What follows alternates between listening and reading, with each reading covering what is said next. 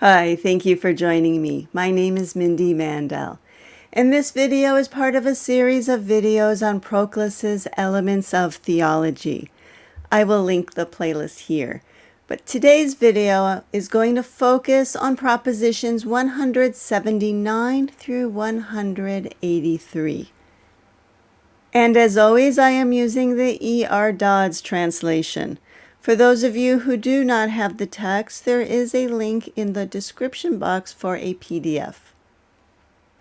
Well, now, going on to the text, today's propositions are actually going to wrap up this section that Dodds has titled Of Intelligences. So starting with proposition 179, this one states simply that the entire intellectual series is finite. So even though we have proceeded to a realm that is after the intelligible gods, we are still focused on what is eternal. Now, to be infinite in number would mean a removal of power that would be commensurate with this drop from unity. Remember, that which is close to the one is not infinite in number. Now, this proposition rests on the principle of Proposition 62, that power and unity are commensurate. I've reviewed this one many times, so I'll just take a quick look at it here so that it's fresh in everyone's minds. And this one states that every manifold which is nearer to the one has fewer members than those more remote, but it's greater in power. So there's a commensurate relationship between the unity and the power. For that which is nearer to the one is more like to it, and so it is more unitary and less divisible, but it is more powerful. So here's Proclus's reasoning in Proposition 179. If posterior to it there is another manifold inferior in its mode of being, such as the realm of soul, and if the intellectual series is nearer to the one and the other more remote, intellect is nearer to the one than the realm of soul is, and if again that which is nearer to the one is quantitatively less, the more remote is greater, and there's your Proposition 62, then the conclusion is that the intellectual series must be less in number than any subsequent manifold. And this really is the logical result of Proposition 62. And so he concludes that it follows that it is not infinite. That is, the number of intelligences is limited. For that which is exceeded by another is not infinite, since the infinite is unexceeded in that respect in which it is infinite. So I think this one is pretty straightforward. That which is infinite in number cannot be proceeded by another. So therefore there is a finite number of intellects. Proposition 180 is another short one. And this one starts off with Proclus reminding us that every intelligence is a whole, though it is not a whole that is composite of parts. And for this one, Dodds cited Proposition 171, and I think it would be a good idea to take a quick look at that before going on here. This is a proposition that focuses on intelligences or intellects being indivisible. And this proposition reads that every intelligence is an indivisible existence. It is without magnitude, without body, and without movement. Now it is a manifold, but its content is unified. And that's what Proclus is focusing on in Proposition 180.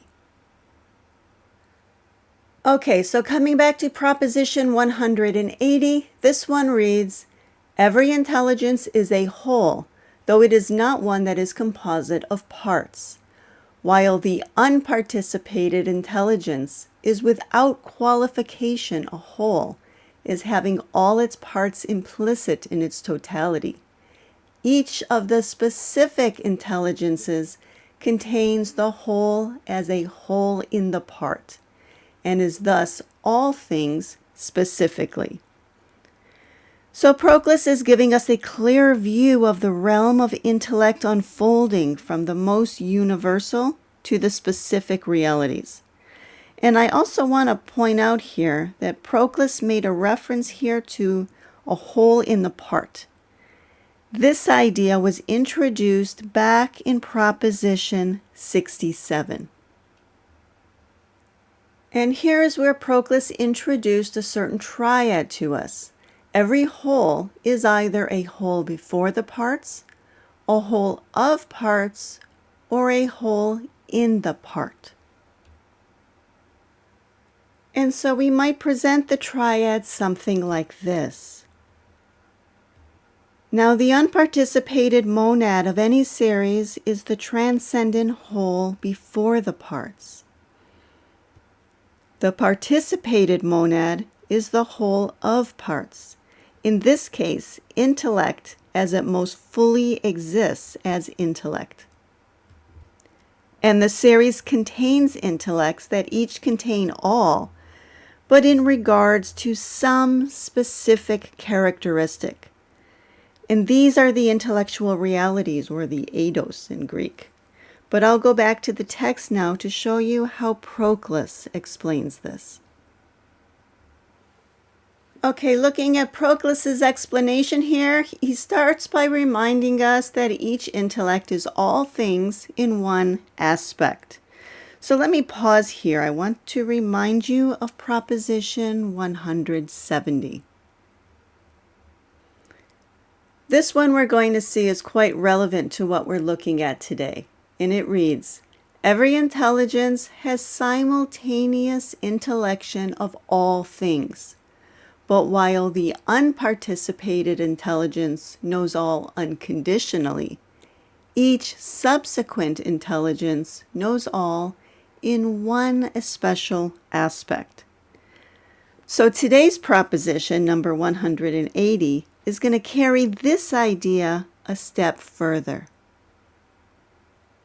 Okay, so this explanation reads, if each is all things in one aspect, and in one aspect means the same thing as specifically, then the whole is in this sense contained in each specifically, being delimited by some one specific aspect which dominates the entire content of a specific intelligence.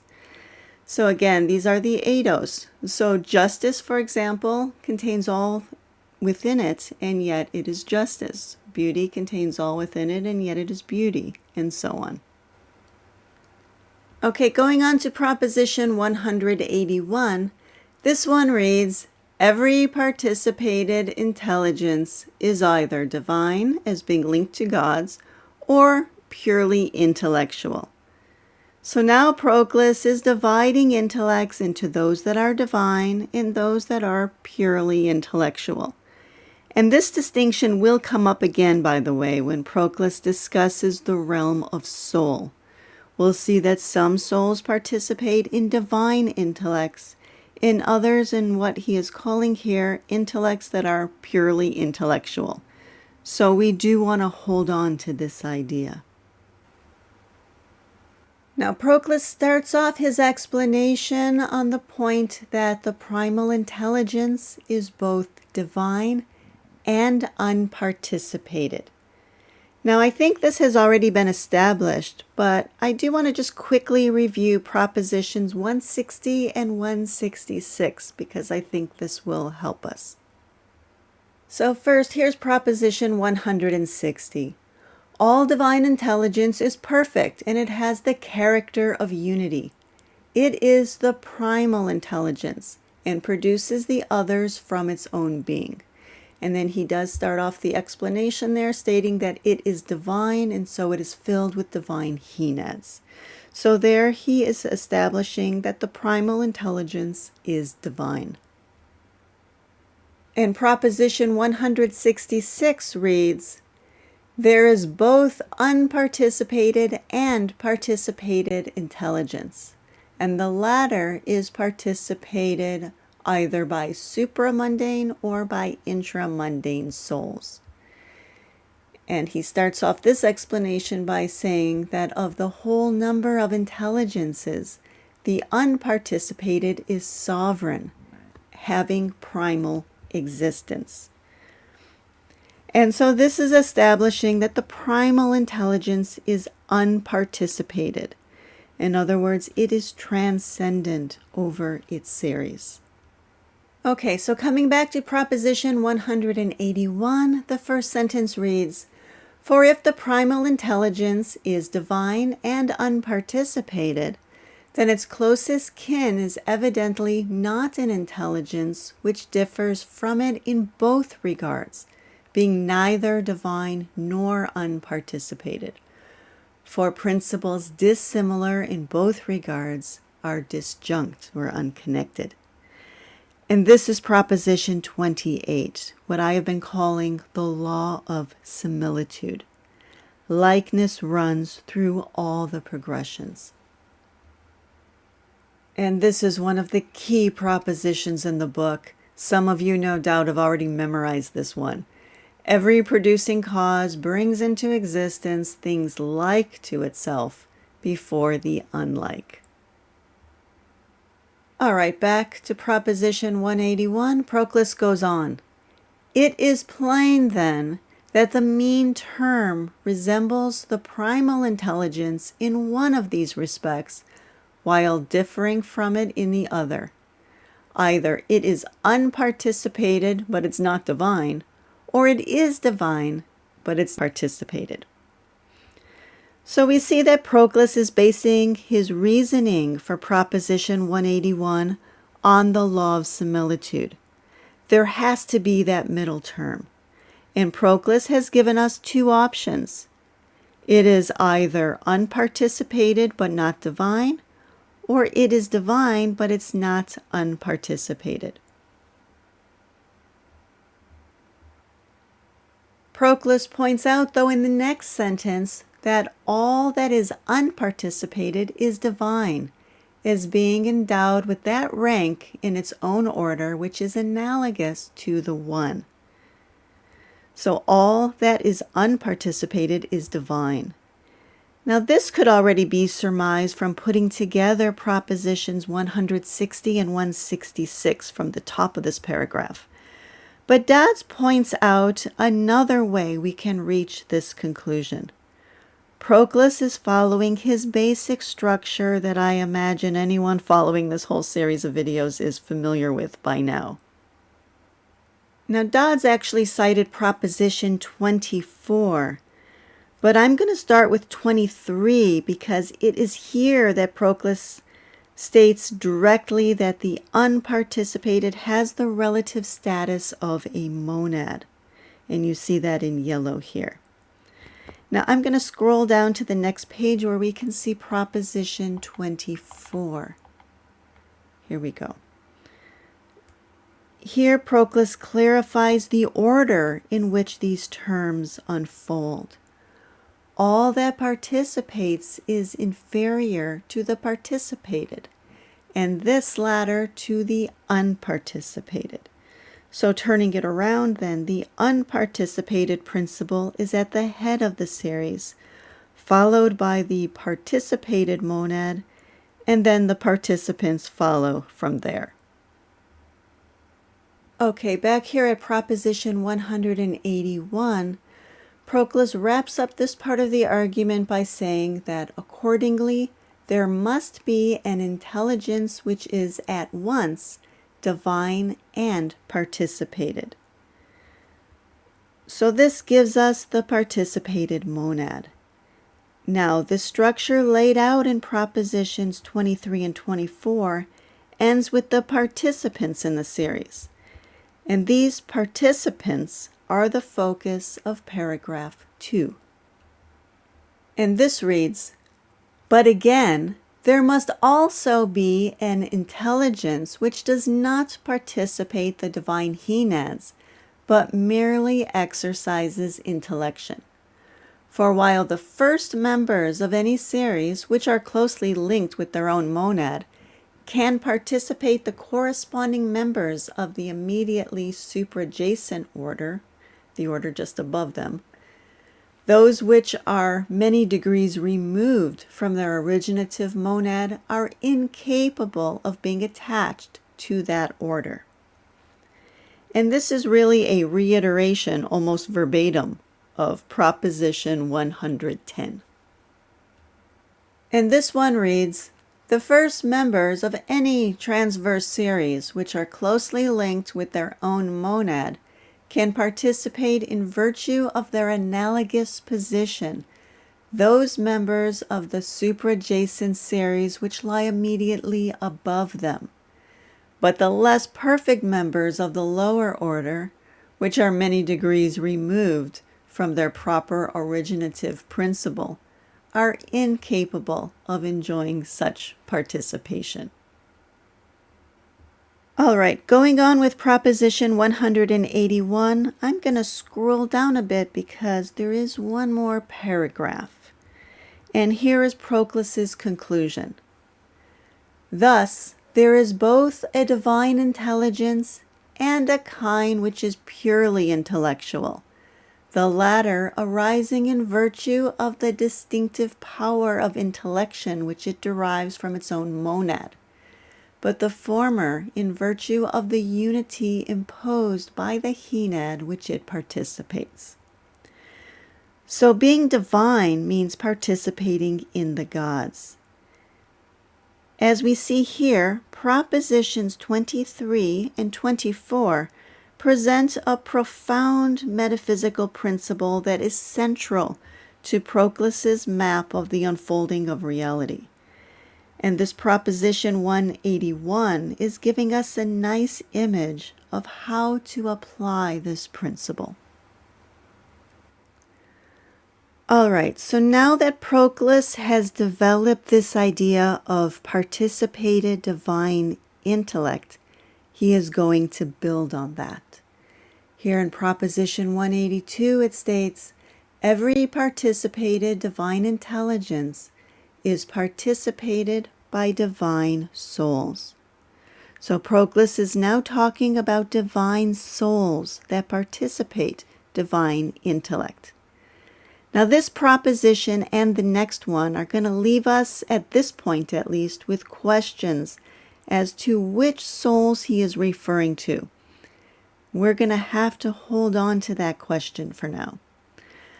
Looking at the explanation here, it opens with Proclus drawing from the principle that participation assimilates the participant to the participated. And so the explanation starts off with this idea that participation assimilates the participant to the participated principle, and it causes it to have the same nature. Now, this principle has actually come up in a number of places. One good example is Proposition 129. All divine bodies are such through the mediation of a divinized soul. All divine souls through a divine intelligence, and all divine intelligences by participation in a divine henad. From this we see that it is through a divine intelligence that a soul is divine. So with this in mind, here's Proclus's reasoning for Proposition 182.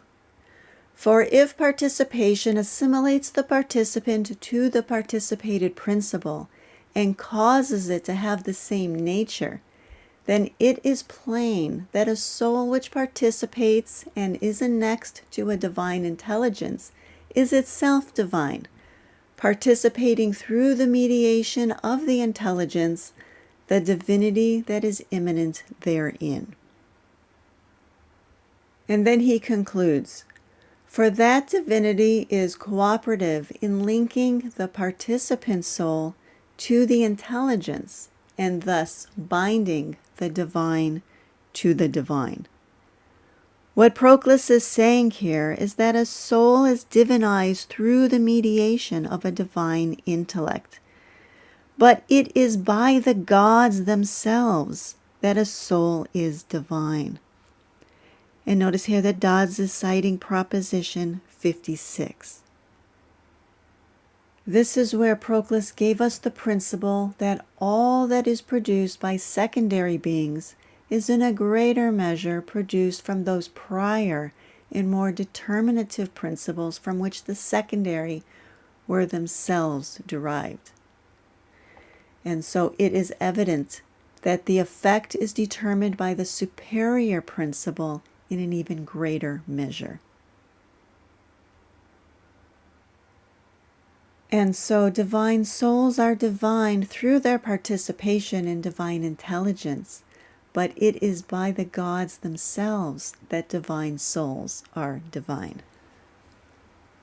All right, I will wrap up this look at intelligences with Proposition 183.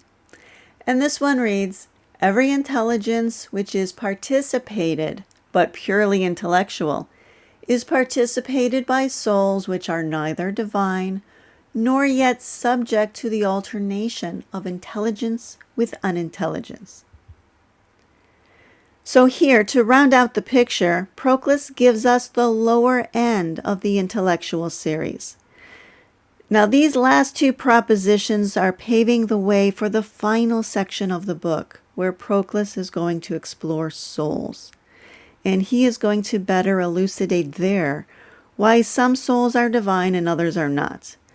But what we see here is that he is distinguishing souls that are not divine but perpetually participate in intellect from souls that are not divine and only sometimes participate in intellect.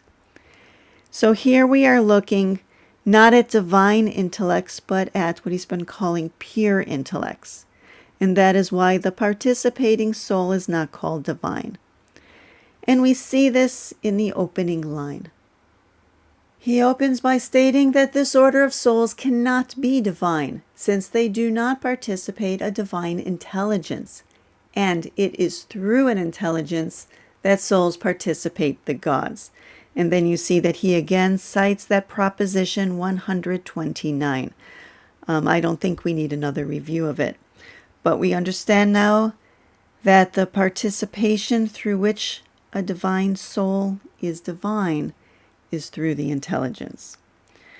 But here, remember, we're talking about souls that are participating in intellect that is not divine. And so the soul as well is not divine. Now, in the next sentence, Proclus clarifies that these souls do participate in intellect perpetually.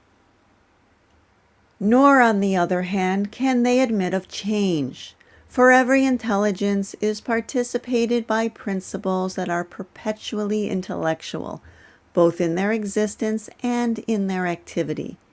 And this again is plain from what has been said earlier.